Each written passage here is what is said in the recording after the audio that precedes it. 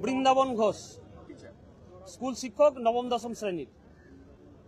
আপনারা জানেন মধ্যশিক্ষা পর্ষদ একটা এমএ ফাইল করেছিল, তার হিয়ারিং আজকে হয়েছে এবং আমরা দেখলাম যে হিয়ারিং এর সময়ে মাননীয় প্রধান বিচারপতি তিনি জাজমেন্টে বলেছেন যে শুধুমাত্র নবম দশম এবং দ্বাদশ শ্রেণীর যারা শিক্ষক শিক্ষিকা তারাই শুধুমাত্র স্কুলে যেতে পারবেন এবং সেটা শুধুমাত্র ওই ডিসেম্বর পর্যন্ত। মূলত পর্ষদের যেটা উদ্দেশ্য ছিল আজকে যে 19,000 কর্মী সেই জায়গা থেকে যাতে ছাত্রছাত্রীরা তারা তাদের শিক্ষার অধিকারটা উপযুক্তভাবে পায় এবং রাজ্যের শিক্ষা ব্যবস্থাটাকে সচল রাখা যায়, তার জন্য তারা একটা আবেদন করেছিল। সেই জায়গা থেকে সে একটা অংশ অনুমতি দিয়েছে, কিন্তু আমরা দেখলাম গ্রুপ সিডির ক্ষেত্রে সেটা অনুমতি দেওয়া হয়নি এবং আমরা আমাদের এই মঞ্চের থেকে এটার একেবারে বিরোধী, আমরা তার উপযুক্ত বিচার তারা পাইনি, সেটা আমরা আমাদের এই মঞ্চ থেকে তার অবস্থান পরিষ্কার করছি। মূলত আমাদের যেটা প্রধান দাবি, আমরা গত 3রা এপ্রিল থেকে আমাদের চাকরি হারানোর পরে আমাদের প্রধান দাবি ছিল যে আমাদের স্বপদে পুনর্বহাল করতে হবে। তো সেই স্বপদে পুনর্বহাল রাখার কোনো কর্মসূচি বা কোনো পদক্ষেপ আজকে ছিল না। শুধুমাত্র একটা সময় মানে 2-4 মাসের জন্য যাতে শিক্ষাটাকে সচল রাখা যায় তার জন্য একটা আবেদন ছিল, এটা আমাদের দাবির সঙ্গে কোনো সঙ্গতি ছিল না। সেই জন্য আমরা যে প্রধান দাবি সেই দাবিটার লক্ষ্যে এগিয়ে যাওয়ার জন্য আমাদের লড়াই, সেই লড়াই আমরা ধারাবাহিকভাবে এগিয়ে নিয়ে যাব এবং আমাদের বিভিন্ন রকম কর্মসূচি আমরা এর আগেও ঘোষণা করেছিলাম। আজকে আমাদের এই প্রেস কনফারেন্স থেকে আমরা আজকে সেটা ঘোষণা করবে, এটা আমরা জানিয়েছিলাম। মূলত আমরা আগের যে ঘোষণা সূচি যেগুলো ছিল সেই মোতাবেক আগামী কাল অর্থাৎ 18 তারিখ এবং আগামী পরশু 19 তারিখ, 18-19 এই 2 দিন জেলা ভিত্তিক প্রত্যেকটা জেলায় আমাদের যারা চাকরিহারা শিক্ষক শিক্ষিকা এবং শিক্ষাকর্মীবৃন্দ যারা আছেন তারা জেলা ভিত্তিক তারা গণস্বাক্ষর কর্মসূচি গ্রহণ করবে এবং লিফলেট বিলি করবে। আমাদের যে বক্তব্য সাধারণ মানুষের কাছে পৌঁছে দেওয়া, সেই সাধারণ মানুষের সঙ্গে কথা বলে তাদের গণস্বাক্ষর কর্মসূচি পালন করবে এবং তাদের লিফলেট বিলি করবে। এবং 19 তারিখ 18-19 বিভিন্ন জেলা তারা দায়িত্ব নিয়ে 18 এবং 19-এর মধ্যে তারা জেলায় কোর্টের ক্ষেত্রে যে নতুন রিক্রুটমেন্ট প্রসেস চালু করার একটা প্রক্রিয়া শুরু করার একটা অভিসন্ধি আমরা সরকারের পক্ষ থেকে দেখতে পাচ্ছি। সেই জন্য মাননীয় মুখ্যমন্ত্রী যে আশ্বাস দিয়েছিলেন, মাননীয় শিক্ষামন্ত্রী যে আশ্বাস আমাদের দিয়ে যাচ্ছেন অনবরত যে আমাদের স্বপদে পুনর্বহাল রাখবেন, যোগ্য শিক্ষক শিক্ষিকা এবং শিক্ষাকর্মীরা যাতে তাদের চাকরি ফিরে পায়, সেই জন্য সরকার দায়বদ্ধ। সেই দায়বদ্ধতার জায়গা থেকে তারা তাদের দায়িত্ব সঠিকভাবে পালন করছে না। সেই জন্য আমরা আমাদের সরকারের অবস্থানে সন্তুষ্ট নই এবং আশ্বস্ত নই। সেই জন্য আগামী 21 তারিখ আমরা করুণাময়ী বাসস্ট্যান্ড থেকে আচার্য সদন অভিযান করব আমরা আগামী 21 তারিখ। এবং গত 11 তারিখের আমাদের কর্মসূচিতে শিক্ষামন্ত্রী এবং শিক্ষা দপ্তরের আধিকারিক যারা ছিলেন, চেয়ারম্যান সঙ্গে মধ্যশিক্ষা পর্ষদের প্রেসিডেন্ট, তারা তাদের যে কথা বলেছিলেন যে 21 তারিখের মধ্যে যোগ্য অযোগ্য তালিকা সেটা প্রকাশ করবে স্কুল সার্ভিস কমিশন তাদের ওয়েবসাইটে। সেটা আগামী 21 তারিখ সেই ডেটটা শেষ হচ্ছে। এবং সেই সঙ্গে আমরা পরিষ্কার করে বলতে চাই, যোগ্য অযোগ্য তালিকা যেমন প্রকাশ করবে তেমনি যারা যোগ্য যারা নন টেন্টেড তাদের সার্টিফাই করে একদম ওয়েবসাইটে প্রকাশ করে যোগ্যদের স্বপদে বহাল রাখার ক্ষেত্রে রিভিউয়ের ক্ষেত্রে উপযুক্ত তথ্যগুলো যাতে কোনো রকম ত্রুটি না থাকে তার ব্যবস্থা করতে হবে। এবং যারা টেন্টেড তাদের টার্মিনেশন লেটার দেওয়ার সেই প্রক্রিয়াটা শুরু করবে 21 তারিখেই। এবং যাতে করে এই আমরা যে শুরু থেকেই দাবি রাখছি যে সেগ্রিগেশন, সেই সেগ্রিগেশনের একটা প্রথম ধাপ এবং প্রধান ধাপ হচ্ছে টেন্টেডদের বাতিল করা। সেই টেন্টেডদের বাতিল করার ক্ষেত্রে 21 তারিখ আমরা আগামী শনিবার হাফ ডে, হয়তো সমস্ত কর্মসূচি ঠিকঠাক পালন হয় না, অফিসগুলো ঠিকঠাক খোলা থাকে না, কিন্তু আগামী 21 তারিখ সোমবার যাতে টেন্টেডদের টার্মিনেশন করা দেওয়া হয় এবং যারা যোগ্য যারা নন টেন্টেড তাদের সার্টিফাই করে স্কুল সার্ভিস কমিশন তাদের ওয়েবসাইটে পাবলিশ করে, সেই ব্যবস্থা যতক্ষণ না হচ্ছে আমরা আমাদের অবস্থান করব করুণাময়ী বাসস্ট্যান্ড থেকে আচার্য সদন। এবং যতক্ষণ না এইটা পরিপূর্ণভাবে আমাদের দাবি মিটছে ততক্ষণ পর্যন্ত আমরা আমাদের ওখানে অবস্থান করব। এছাড়াও পূর্ব ঘোষিত একটা কর্মসূচি আমাদের ছিল শিয়ালদা থেকে রাজভবনের মুখে মিছিল করে এসে রাজভবন অভিযান, আমাদের একটা কর্মসূচি ছিল 22 তারিখ, আগামী 22 তারিখ 22 এপ্রিল মঙ্গলবার শিয়ালদা থেকে রাজভবন পর্যন্ত মিছিল করে রাজ্যপালের কাছে আমাদের দাবি দাওয়াগুলো তুলে ধরা এবং সেই সঙ্গে রাজ্যপালের মধ্য দিয়ে রাজ্যপাল মারফত আমরা রাষ্ট্রপতির কাছে আমাদের যে প্রধান দাবি সেই দাবিটা তুলে দিয়ে যাতে করে যোগ্য শিক্ষক শিক্ষা এবং শিক্ষাকর্মীরা তাদের প্রতি ন্যায় বিচার করা হয়, সেই ন্যায় বিচার পাইয়ে দেওয়ার লক্ষ্যে রাজ্যপাল সদর্থক ভূমিকা পালন করে সেই আবেদন আমরা তার কাছে রাখবো। এছাড়াও যে সমস্ত কর্মসূচিগুলো আছে আমাদের মঞ্চের নেতৃত্ব মেহবুব মন্ডল সে তার বক্তব্য বলবে। প্রথমত আজকে আমরা যে মিসলেনিয়াস অ্যাপ্লিকেশনটার যে জাজমেন্টটা দেখলাম সেটা তো আর সমস্যা মানে সার্বিক সমস্যার সমাধান নয়, কিন্তু এই জায়গা থেকে একটা জিনিস স্পষ্ট হলো যে যোগ্য এবং অযোগ্য আবারও সেটা কিন্তু প্রতিষ্ঠিত হলো। মানে ডিসেম্বর পর্যন্তই হোক, কিন্তু যারা নন টেন্টেড তাদের কিন্তু স্কুলে যাওয়ার জায়গাটা থাকছে কিছুটা হলেও, এবং যারা নন টেন্টেড নয় অর্থাৎ যারা টেন্টেড, যারা অবৈধভাবে নিযুক্ত হয়েছে, তারপরেও যারা সাদা খাতা হাতে নিয়েও তারা নিজেদেরকে যোগ্য বলে রাস্তায় নেমে মিছিল করছে, চোরেদের মানে মিছিল করার জায়গাটা ক্লিয়ার করছেন। আজকে এখন যেটা হচ্ছে যে এখন স্কুলে কারা যাবে সেটা তো বলাই আছে অ্যাপ্লিকেশনে, যাদের বিরুদ্ধে কোনো অ্যালিগেশন নেই তারা স্কুলে যাবে এটা বলা হয়েছিল। তাহলে কাদের বিরুদ্ধে অ্যালিগেশন নেই সেই নামটাই হচ্ছে আনটেন্টেডদের তালিকা, যেটা আমরা আগের দিন যখন মন্ত্রীদের সঙ্গে বৈঠক করেছিলাম তখন স্পষ্টভাবে বলেছি। আজও আমাদের সেই বক্তব্যটা হলো যে আপনি যে স্কুল যাওয়ার কথা আজকে বলছেন মানে মিসলেনিয়াস অ্যাপ্লিকেশনে, কিন্তু কারা তারা, তাদের নামগুলো আমাদের নামগুলো সার্টিফাই করুন এবং প্রকাশ করুন, এবং ওই তালিকায় একজনও যেন টেন্টেড না থাকে, এবং এটা যদি স্পষ্ট করা যায় তবেই রিভিউ পিটিশনে গিয়ে আমাদের একটা নির্ভরযোগ্য বক্তব্য রাখা সম্ভব হবে যে আমরা যারা আনটেন্টেড তাদেরকে রেখে যারা টেন্টেড তাদেরকে বাদ দিয়ে দিয়েছি। এবং সবচেয়ে বড় ব্যাপার যে ইমিডিয়েট তাদেরকে টার্মিনেশন লেটার দিতে হবে, যেটা বৃন্দাবন দাও বললো, এবং সেই সাপেক্ষেই আমরা আগামী কর্মসূচি, যেটা 21 তারিখ আমাদের অন্য জায়গায় কর্মসূচি ছিল, আমরা 21 তারিখের কর্মসূচিটা একদম সদনেই করব। যতক্ষণ পর্যন্ত না ওদের টার্মিনেট করছে ততক্ষণ পর্যন্ত আমরা ছাড়ছি না, এটা আমাদের স্পষ্ট একটা উক্তি।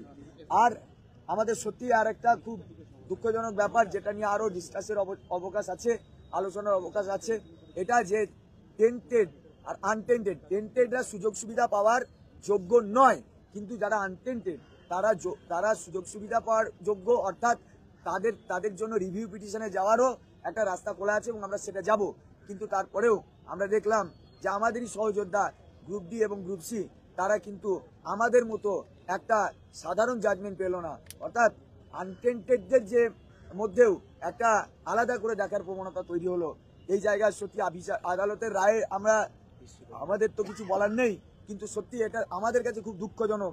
এটা আরো ভালো করে হতে পারতো। বারবার কিন্তু একটা জায়গা কোথাও যেন আটকে যাচ্ছে, একটা জায়গায় যেন সেই অন্ধকারের ওই পারে আরো কোনো আলোর সন্ধান আছে কিনা সেই সন্ধানটা করা হচ্ছে না। যাই হোক, স্বস্তি তো নয়, কারণ এটা তো স্বস্তি বলা যায় না। আমি বারবারই এই কথাটা বলতে চাইছি যে যখন একটা মানুষ জেনে যায় যে 3 মাস বা 4 মাস পরে তার মৃত্যু হবে, যদি একটা ক্যান্সার পেশেন্টকে বলে দেওয়া হয় যে 3 মাস পরে তার মৃত্যু হবে, তার প্রতিটা দিন তার কাছে মৃত্যুর নামান্তর। তাই আমরা স্কুলে হয়তো যাব, কিন্তু স্কুলে গিয়ে ওই প্রতিটা দিন আমার কাছে একটা করে দিন যাবে আর আমাকে এটা মনে করাবে যে আর কিছুদিন পরে এই স্কুলের সাথে তোমার কাছে আর কোনো সম্পর্ক থাকবে না। মুখ্যমন্ত্রী আজকে বলেছেন যে সুপ্রিম কোর্ট আজকে আমাদের আবেদনে সাড়া দিয়েছে, তা এটা কি ঠিক? মানে সুপ্রিম কোর্ট সত্যি কি সাড়া দিয়েছে? সাড়া তো দিয়েছেই, কারণ তারা তো আবেদনই করেছিল এই মর্মে যে যাতে স্কুলগুলো চলে এবং কিছুদিন পর্যন্ত তাদেরকে সময় দেওয়া হয়। তাই মুখ্যমন্ত্রী যেটা বলেছেন তার দৃষ্টিভঙ্গি থেকে ঠিকই আছে, কিন্তু আমাদের কাছে ব্যাপারটা পরিপূর্ণতার জায়গায় নয়, আমাদের কাছে পরিপূর্ণতার জায়গায় নেই। না, একটা জিনিস হচ্ছে যে কপিল সিব্বল আজকে বলেছেন, রাজ্যের আইনজীবী, তিনি সুপ্রিম কোর্টের সঙ্গে সহমত পোষণ করে এসেছেন যে 31শে ডিসেম্বরের মধ্যে নতুন নিয়োগ প্রক্রিয়া শেষ হবে এবং 31শে মের মধ্যে আপনার নিয়োগ বিজ্ঞপ্তি বেরোবে। তাহলে রিভিউ পিটিশনের কি মানে থাকছে? আর নতুন নিয়োগ প্রক্রিয়া হলে তো আপনাদেরও তাহলে পরীক্ষায় বসতে হবে, কি বলবেন? প্রথমত মিসলেনিয়াস অ্যাপ্লিকেশনের সঙ্গে রিভিউ পিটিশনের সম্পর্ক নেই। মিসলেনিয়াস অ্যাপ্লিকেশন হচ্ছে একটা আবেদন মাত্র, রিভিউটা আরো উচ্চ পর্যায়ে, যে আমি এই জাজমেন্ট যেটা দিয়েছে সেটাকে আরো পর্যালোচনা করার দরকার আছে। মানে এখানে আমি বলছি যে সুপ্রিম কোর্টে যে রিভিউ পিটিশন তো রাজ্য দাখিল করতে চায়, কিন্তু রাজ্য আবার শেষ পর্যন্ত আজকে গিয়ে বলছে যে আমরা মেনে নিচ্ছি পরীক্ষা নেব, দিনটা বাড়ান, সময়সীমাটা বাড়ান। তাহলে মধ্যশিক্ষা পর্ষদ বলছে আমি মেনে নিচ্ছি বলেই তো সময়সীমা বাড়াতে বলছে এবং পরীক্ষার এদিকে বলছে রিভিউ পরীক্ষা এটা এটা একটা কনসেপ্ট হচ্ছে কি যে এমএ ফাইলটা করছি আমি, জাজমেন্টটাকে অ্যাকসেপ্ট করে নিচ্ছি। তো এমএটা ফাইল করছে মধ্যশিক্ষা পর্ষদ, সে স্কুলটাকে চালানোর জন্য। এখন রিক্রুটমেন্ট করছে এসএসসি, সবই সরকারি সংস্থা, কিন্তু আমরা মূলত সরকারের কাছে আমাদের যেটা দাবি যে আমাদের চাকরিটা ফিরিয়ে দেওয়া, সেইটার অ্যাপ্লিকেশন কিন্তু করেনি। সেই অর্থে আমরা আমাদের মুখ্যমন্ত্রী যেটা বলছেন যে আমাদের আবেদনে সাড়া দিয়েছে, এখন মানে একটা আংশিকভাবে ধরলে তার মানে সরকারের আবেদনে সাড়া দিয়েছে, কিন্তু এইটা তো সরকারের মানে একদম সর্বোচ্চ আবেদন হতে পারে না। তো সেই আবেদনটা হচ্ছে রিভিউয়ের মধ্যে দিয়ে যোগ্যদের ফিরিয়ে আনতে হবে। তো আমরা যেটা লিগালি লয়ারদের সঙ্গে কথা বলে যেটা জেনেছি বা বুঝেছি যে এমএ ফাইলের যে সঙ্গে রিভিউ পিটিশনের কোনো সম্পর্ক নেই। এমএ ফাইলদের জাস্ট একটা অ্যালাউ করা হয়েছে এদের সার্ভিসটা কন্টিনিউ করার জন্য, কিন্তু যখন রিভিউ করা হবে তখন আমি জাজমেন্টটাকে মডিফাই করতে বলবো, সেটাকে পর্যালোচনা করতে বলবো। এটা জাজমেন্টটাকে অ্যাকসেপ্ট করে নিয়েছে আমি। যে সরকার বলছে যে আপনাদের পাশে আছে, আপনাদের চাকরি ফেরত দেওয়ার সমস্ত প্রক্রিয়া নেবে, সেই সরকারের যে একজন উকিল গিয়ে বলছেন আমরা নতুন নিয়োগ প্রক্রিয়া শুরু করব। রাজ্য সরকারের ভূমিকা, এই দুটো ভূমিকা তো একই, কন্ট্রাডিক্টরি। কন্ট্রাডিক্টরি তো অবশ্যই আছে, কিন্তু সেই সঙ্গে আমাদের এইটুকু বুঝতে হবে যেহেতু জাজমেন্টটা দিয়েছেন, জাজমেন্টের রেসপেক্টে স্কুলটা চালানোর জন্য মধ্যশিক্ষা পর্ষদ তার একটা অ্যাপিল করেছিল, কিন্তু এটা যদি সরকারের সর্বতভাবে স্ট্যান্ড হয় তাহলে সেটা কখনোভাবে সেটা আমাদের অ্যাকসেপ্ট করার মতো নয়, কোনোভাবেই নয়। এবং আমরা এই কনফারেন্সের মধ্যে দিয়ে আমরা জানাতে চাই সরকার যদি কোনোভাবে রিক্রুটমেন্ট প্রক্রিয়া চালু করা বা নোটিফিকেশন দেওয়ার মতন কোন রকম প্রস্তুতি নেয়, তাহলে কিন্তু আচার্য সদন হোক, মধ্যশিক্ষা পর্ষদ হোক, প্রত্যেকটা জায়গায় কিন্তু লাগাতার অবস্থান চলবে এবং তাতে পুলিশ আমাদের লাঠি মারুক যা মারুক, আমাদের জীবন শেষ। ওই 6 মাস চাকরি করার জন্য আমরা যোগ্যতার ভিত্তিতে 6 বছর ধরে সার্ভিস দিয়ে যাইনি, আমরা সারা জীবন প্রস্তুতি নিয়ে আজকে যোগ্যতার পরীক্ষা দিয়ে চাকরি পাওয়ার পরে আমরা আবার পুনরায় 7 বছর চাকরি করার পরে পরীক্ষা দেওয়ার জন্য মানসিকভাবে প্রস্তুত নই এবং সেটা আমাদের অধিকার লঙ্ঘিত হবে, সেই জন্য আমরা আমাদের অধিকার ছাড়বো না। আর একটা জিনিস, যে জাজমেন্ট আমাদের সর্বনাশ ডেকে এনেছে, সেই জাজমেন্টে স্পষ্ট লেখা আছে যে যারা ব্ল্যাঙ্ক ওএমআর দিয়ে চাকরি করছে তাদের চাকরি বাতিল হবে এবং তাদের টাকা ফেরত দিতে হবে। এই ব্ল্যাঙ্ক ওএমআর যারা পড়ছেন তার মানে কি উনি ওএমআরটা মেনে নিচ্ছেন, তাহলে মেনে নেওয়ার পরেও তারপরেও কেন পরীক্ষার কথা বলবেন? ওই ওএমআর এর উপরে মূল্যায়ন কেন হবে না? যখন বলছেন যে যদি দুর্নীতিরা রুট লেভেল থেকে না হয় তাহলে এটাকে মাস টার্মিনেশন করা যায় না। রুট লেভেল থেকে তো হয়নি, ওএমআর যতদিন আমরা দিয়েছি পরীক্ষার পর জমা পড়েছে ততদিন তো হয়নি, তাহলে ওএমআর মানা হলো, রুট লেভেল থেকে দুর্নীতিও হলো না, তাহলে ওই ওএমআর এর উপরই মূল্যায়ন করতে হবে, এটা আমাদের দাবি। আপনারা একটা কথা বলুন, এই যে রাজ্য সরকারের সঙ্গে আপনারা বৈঠক করে এলেন, তারপরে এখনো পর্যন্ত রাজ্য সরকারের যে ভূমিকা তাতে কি আপনারা আদৌ সন্তুষ্ট? না, সন্তুষ্ট নয় তো, কারণ রাজ্য সরকার দেখুন যারা অবৈধভাবে চাকরি পেয়েছে, আপনারা দেখুন মাঝে মধ্যেই তারা রাস্তায় নেমে বাদল হনুমানের মতো লাফালাফি করছে আর বলছে এখনো প্রমাণ হয়নি। সবকিছু প্রমাণ হয়ে গেছে। কাদের টাকা দিয়ে, কাদের শক্তি নিয়ে চোরেরা রাস্তায় নেমে লাফালাফি করছে আর পুলিশ তাদের প্রোটেকশন দিচ্ছে? কাদের সহযোগিতা নিয়ে? তাই এইটা বন্ধ করতে হবে। অযোগ্যরা বারবার রাস্তায় নেমে ব্যাপারটাকে গুলিয়ে দিতে চাইছে, আন্দোলনগুলোকেও গুলিয়ে দিতে চাইছে, যোগ্য আর অযোগ্যটাকে মিশিয়ে দিতে চাইছে কেন? এবং আমরা দেখলাম নেতাজি ইন্ডোর স্টেডিয়ামেও দেখেছি যে যোগ্যদের দেখার পরেও অযোগ্যদের দেখার প্রবণতা, এটাকে বন্ধ করতে হবে। শুধুমাত্র যোগ্যদের দেখতে হবে এবং যোগ্যদের জন্যই ভাবতে হবে, এটাই শেষ কথা। যেহেতু কোর্ট অর্ডার আছে তাই স্কুলে ফিরবো মানে স্কুলেই গিয়ে বসে থাকবো এমন নয়, আমরা একটা সিস্টেমেটিক ওয়েতেই চালাবো। আর আমরা চাইছি যেটা ধারাবাহিক আন্দোলন আমরা যেভাবে চালাচ্ছি, ওয়াই চ্যানেল থেকে আমাদের যা কর্মসূচি যেভাবে আছে সেই আন্দোলনগুলো আন্দোলন চলবেই, কিন্তু ওই কোর্ট অর্ডারটাকে আমরা অবমাননাও করবো না। এই কারণে যেহেতু আমাদের রিভিউতেও যাবো, স্কুলেও যাবে, আন্দোলনে দুটো প্যারালালি চলবে। শিক্ষামন্ত্রীর সঙ্গে বৈঠকে শিক্ষামন্ত্রী বলেছিলেন যে একটা যোগ্য অযোগ্যের তালিকা তিনি প্রকাশ করবেন এবং 1 সপ্তাহ টাইম নিয়েছেন, সেইটা তো এখনো পর্যন্ত প্রকাশ হলো না, কি বলবেন? ওই জন্যই তো 21 তারিখে আমরা যাচ্ছি আবার, কারণ 21 তারিখে তো লাস্ট ডেডলাইন দেওয়া ছিল, আমরা তো সুযোগ দিয়েছিলাম। এবার দেখি 21 তারিখে উনি কি করতে চান। 21 তারিখের মধ্যে যোগ্যদের সার্টিফাইড কপি প্রকাশ করতে হবে তালিকার, এবং যারা অযোগ্য তাদের টার্মিনেশন লেটারও দিতেই হবে। শিক্ষা দপ্তরের তরফ থেকে শিক্ষামন্ত্রী বলছেন তারা রেগুলার আপনাদের সঙ্গে টাচে আছেন, তো সেই জায়গায় তারা কবে রিভিউ পিটিশন করবেন এখন বলতে পারছেন না, আপনাদের কিছু জানিয়েছেন বা আপনারা কবে রিভিউ পিটিশনে যাবেন? আপনাদের আমরা রিভিউ পিটিশন যাচ্ছি, আমাদের প্রস্তুতি শুরু হয়েছে। রিভিউতে যাওয়ার আগে তো ওকালতনামা সাইন, ড্রাফট বানানো অনেক কাজ থাকে, সেই প্রক্রিয়া আমরা শুরু করেছি। আমাদের Government এখন আমাদের জানাননি। জেলাভিত্তিক কর্মসূচিগুলো থাকছে, সেগুলো শুরু যেমন করা আমরা জেলায় জেলায় কর্মসূচি বা ওকালতনামা সাইন করা পিটিশনারদের যাদের তাদের একসঙ্গে মিটিং করে তাদের সঙ্গে আলোচনা করে কি কি লিগ্যাল পয়েন্ট থাকছে সেই পয়েন্টগুলো যেমন তাদের সঙ্গে ডিসকাস করে সেই লিগ্যালি প্রসেস যেগুলো করার দরকার সেগুলো আমরা জেলা ভিত্তিক ভাবে করছি।